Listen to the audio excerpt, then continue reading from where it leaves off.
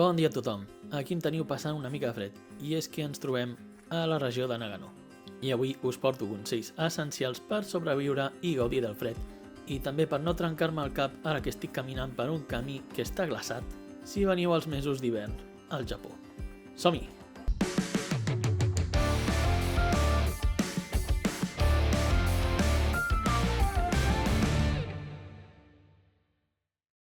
En vídeos anteriors us havia explicat que havíem vingut a Nagano a principis d'any, també per viatjar una miqueta per la regió. Segurament també us sonarà el nom de Nagano, ja que es van celebrar aquí les Olimpíades d'hivern del 98 i és un nom que ja ens resulta familiar. En el nostre viatge de 2 dies vam anar a visitar diversos llocs de la regió.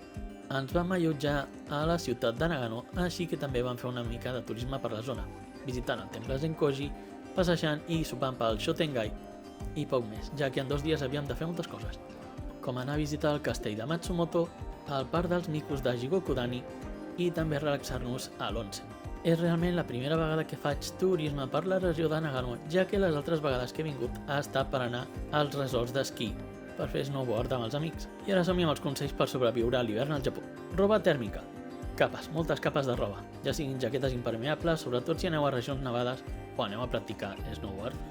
La roba tèrmica Hitoteku del Uniqlo s'ha convertit també per mi en un imprescindible de l'hivern, i també necessiteu accessoris essencials com barrets, guants i bufandes. Calçat adequat, i no com jo, que sempre vaig amb unes sabates esportives o de trekking. I l'accessori imprescindible de l'hivern al Japó són els paquets de Kairo.